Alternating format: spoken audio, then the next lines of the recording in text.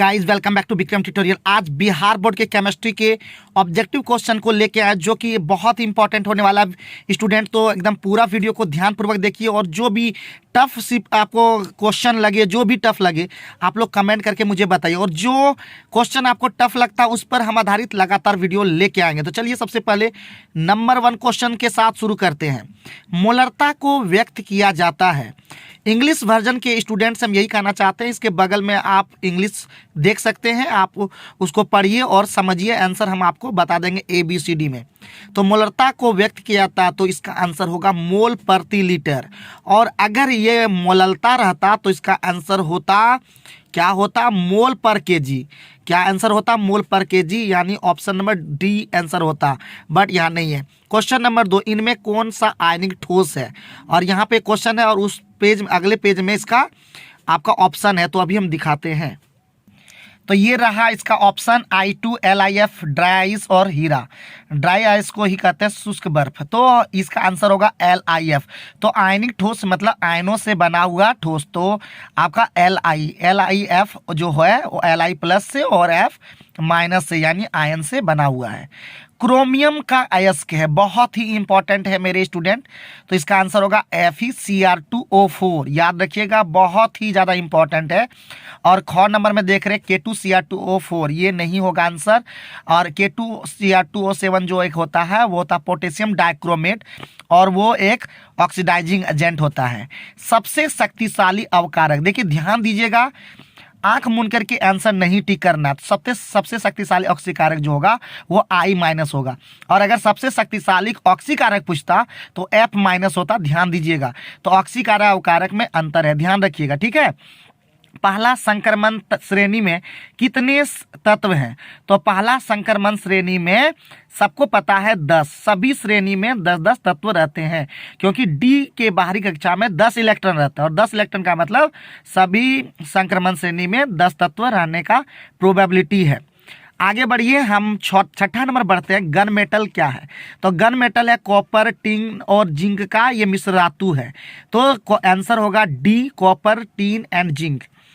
आगे बढ़ते हैं, कार्बन टेट्राक्लोराइड का सही व्यापारिक नाम क्या है, तो कार्बन टेट्राक्लोराइड का फॉर्मूला होता है CCl4, और इसका व्यावसायिक नाम जो है, कॉमर्शियल नाम होता है, वो होता है पायरीन, तो ध्यान रखिएगा। और इसका यूपीए का नाम भी होता है टेट्राक्लोरोमीथेन, ठीक है। निम्नांकित में कौन शीतक है, शीतक, शीतलक, कूलेंट, रेफ्रिजरेंट जो भी बोले, तो वो होगा आपका CF2Cl2, यानी कार्बन क्लोरोफ्लोरोकार्बन इसको कहा जाता है। क्लोरोफ्लोरोकार्बन क्या होता है, शीतक की तरह काम करता है। निम्न में कौन सबसे प्रबल लुईस अम्ल है, तो सबसे प्रबल लुईस अम्ल जो है वो होगा BI3, और सबसे जो दुर्बल होगा लुईस अम्ल वो होगा BF3। तो ध्यान ही रखिएगा, BF3 आपका कभी कभी ये सारा ऑप्शन यही मिलेगा, लेकिन आपको प्रबल और दुर्बल ये याद रखिएगा, कंफ्यूज नहीं हो जाइएगा, ठीक है। विद्युत अपघटन का उदाहरण है, ऑप्शन नंबर आपका दिख रहा है चीनी, सोडियम एसीटेट, यूरिया, बेंजीन, तो इसका आंसर हो जाएगा सोडियम एसीटेट। चीनी, यूरिया, बेंजीन ये विद्युत अपघटन इनका उदाहरण नहीं है। क्यों उदाहरण नहीं है, इसके पीछे अगर जानना चाहते हैं तो आप लोग मुझे कमेंट करके बताइए। अब आगे बढ़ते हैं, क्वेश्चन नंबर 11, किसमें अधिकतम अयुग्मित डी इलेक्ट्रॉन है, तो सबसे अधिक अयुग्मित डी इलेक्ट्रॉन Fe2+ में है। अब ये सब को आपको समझने की जरूरत है, ठीक है। जैसे आप Fe का जो परमाणु संख्या होता है 26, और 26 में सबसे पहले चूंकि हम लोग जानते हैं इसमें 2 तरह के ऑर्बिटल भाग लेते हैं, S और D, तो S के पहले इलेक्ट्रॉन आपका क्या बोलते हैं, इलेक्ट्रॉन का त्याग करते हैं, तो सबसे पहले Fe2+ बनने के लिए S का 2 इलेक्ट्रॉन खत्म हो जाता है 4s का, और D में बचता 4, और 4 सबसे पहले एक करके इलेक्ट्रॉन बढ़ता है, तो आपका 4 होगा, बाकी किसी में भी 4 नहीं हो पाएगा। इसका डिटेल जानना चाहते हैं, इसके बारे में जानना चाहते हैं, आप मुझे जरूर से जरूर कमेंट करके बताइए, क्योंकि हम केमिस्ट्री में आप लोग को बनाना चाहते हैं ज़बरदस्त, और हमारा लगातार बहुत सारा वीडियो केमिस्ट्री का 12 का बना हुआ है, तो आप लोग प्लीज़ देखें और इसको समझें, और जिस टॉपिक पे आपको चाहिए वीडियो उससे मुझे बताएं, ताकि मैं उस नेक्स्ट वीडियो में उस चीज़ को कवर अप करूं और आपको हर एग्जाम में मतलब सफलता मिले। अगर आप इंटर पास कर जाएंगे उसके बाद भी आपको कंपटीशन का लगातार वीडियो मिलता रहेगा, तो इस चैनल को जरूर से जरूर सब्सक्राइब कर लें। चलिए आगे बढ़ते हैं। संक्रमण धातु का समान इलेक्ट्रॉनिक विन्यास है, तो इसका समान इलेक्ट्रॉनिक विन्यास होता है N-1 D1 to 10 NS0 to 2, यानी ऑप्शन नंबर ए इसका करेक्ट हो जाएगा। सभी का याद रखिएगा, संक्रमण धातु यानी संक्रमण धातु, अंतर संक्रमण धातु, जितना भी अंतर संक्रमण, क्षारीय धातु, सभी का आपको जानना चाहिए। निम्नलिखित में कौन अक्रिस्टलीय या बेरवादार ठोस है? तो इसका आंसर हो जाएगा कांच। कांच जो होता है वो क्या होता है? बेरवादार या अक्रिस्टलीय ठोस होता है। हीरा, ग्रेफाइट, साधारण नमक, ये सभी क्रिस्टलीय ठोस या रवादार ठोस होते हैं। लूनार कास्टिक का रासायनिक सूत्र क्या है? तो लूनार कास्टिक का रासायनिक सूत्र होता है AgNO3, यानी सिल्वर नाइट्रेट को लूनार कास्टिक कहा जाता है। निम्न में किस आयन के रंगीन होने की संभावना है? तो सबसे पहले याद रखिए, रंगहीन का जो संभावना होगा वो होगा आपका Cu प्लस में, Sc प्लस में, Zn2 प्लस में। इसका आंसर होगा मेरे प्यारे स्टूडेंट, यहाँ Sc3 प्लस होना चाहिए था लेकिन Sc प्लस ही दिया हुआ है, तो इसका आंसर होगा Ni2 प्लस। ठीक है, इसको ठीक कर लेना होगा, Sc3 प्लस होगा तब रंगहीन होगा। बाकी आपका आंसर क्या हो जाएगा? Ni2 plus. ध्यान दीजिएगा। निम्न में से किसे हरा थोथा कहते हैं? तो हरा थोथा जो होगा, हरा कौन होता है? तो याद रखिएगा, लोहा से याद रखिएगा हरा, कॉपर से याद रखिएगा ब्लू, और Zn से याद रखिएगा सफेद। तो जब भी हरा पूछे तो FeSO4 × 7H2O। अगर यही पूछता नीला होता तो आपका ऑप्शन नंबर सी होता। ठीक है, ध्यान रखिए, सॉरी ऑप्शन नंबर बी होता तो 5H2O होता। ठीक है। हीलियम का मुख्य स्रोत क्या है? तो हीलियम का मुख्य स्रोत और मोनाजाइट पत्थर, याद रखिए मोनाजाइट रेत, बहुत ही ज़्यादा इंपॉर्टेंट है। बहुत जगह आंसर इसका हवा मिल जाएगा, कहीं रेडियम मिल जाएगा, ठीक है, कहीं आपको जल भी मिल जाएगा। तो सही इसका आंसर होगा मोनाजाइट रेत। एल्युमिनियम का अयस्क है, तो एल्युमिनियम का अयस्क होता है बॉक्साइट। क्या होगा? बॉक्साइट। आगे क्वेश्चन नंबर 19, K4FeCN6 क्या है? तो ये है आपका जटिल लवण यानी कम्प्लेक्स सॉल्ट। ऑप्शन नंबर 20 का करेक्ट हो जाएगा। डबल सॉल्ट का एग्जांपल होता है, जैसे पोटास, एलम, फिटकरी इसको कहते हैं, ये सभी आपका डबल सॉल्ट होता है। कार्नालाइट, ये सभी क्या होते हैं? डबल सॉल्ट होते हैं। आगे बढ़ते हैं। क्वेश्चन नंबर 20, आयरन का महत्वपूर्ण अयस्क है? तो आयरन का महत्वपूर्ण अयस्क है हेमेटाइट, और इसका फॉर्मूला अगर पूछे तो Fe2O3।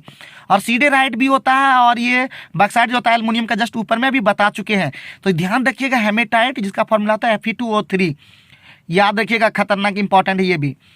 पृथ्वी की सतह पर सर्वाधिक प्राप्त तत्व है? तो पृथ्वी की सतह पर सर्वाधिक प्राप्त तत्व है एल्यूमिनियम। क्या हो जाएगा? एल्युमिनियम। और दूसरा नंबर पे आयरन है, लेकिन ये याद रखिएगा, ये धातु में है। ये क्या है? याद रखिएगा, धातु में सबसे ज्यादा अगर याद रखिएगा, अगर पूछे तो ऑक्सीजन, तो ऑक्सीजन ऑप्शन में नहीं है। अगर सिलिकॉन रहे तो सिलिकॉन भी नहीं है, सिलिकॉन दूसरा नंबर पे है और एल्युमिनियम तीसरा नंबर पे है। K4FeCN6 में Fe का परसंकरण क्या है? तो इसका आंसर होगा D2sp3, ऑप्शन नंबर डी। और ये जानना चाहते हैं कि कैसे D2sp3 हुआ? sp3d2 होता है, sp3d2 भी होता है, तो क्यों नहीं होगा? इसके पीछे क्या कारण है ये आप लोग पूछेंगे, लेकिन अभी फिलहाल दिमाग में रखिएगा D2sp3। और बहुत इंपॉर्टेंट है यही वाला, डायरेक्ट भी एग्जाम में आ सकता है। एल्किन का सामान्य सूत्र है? तो एल्किन का सामान्य सूत्र है CnH2n, ऑप्शन नंबर ए। और याद रखिए CnH2n+2 एल्केन का होता है, और CnH2n-2 एल्काइन का होता है। विटामिन सी क्या सूत्र क्या, यानी विटामिन सी क्या है? तो विटामिन सी एस्कॉर्बिक अम्ल होता है, यानी विटामिन सी का रासायनिक नाम एस्कॉर्बिक अम्ल होता है। ध्यान रखिएगा, बहुत ही इंपॉर्टेंट है। अब हम लोग आगे बढ़ते हैं। एल्केनॉल का सामान्य सूत्र है, तो एल्केनॉल का सामान्य सूत्र जो होगा वो होगा CnH2n और +1 OH। तो यहाँ पे OH छूट गया है, यानी अगर नहीं है तो याद रखिएगा इसका आंसर होगा ऑप्शन नंबर डी। ठीक है, क्या आंसर होगा? Option number D.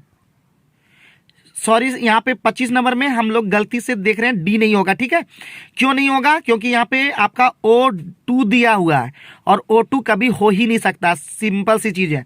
एल्केनॉल में सिर्फ O एक ही रहता है, तो इसका आंसर होगा ऑप्शन नंबर आपका सी। ठीक है, ऑप्शन नंबर सी, क्योंकि यहाँ पे देख सकते हैं आपका फॉर्मूला से यहाँ देख सकते हैं होता है CnH2n+1 OH, लेकिन CnH2n प्लस OH की जगह यहाँ पे दिया हुआ CnH2n प्लस 2OH, यानी H का जो है वैल्यू आपको C में ही जोड़ के लिख दिया गया है। तो ध्यान रखिए, कंफ्यूज नहीं कीजिएगा, मेरे से ये कंफ्यूजन नहीं बल्कि हम ऑप्शन को ढंग से देखे नहीं थे।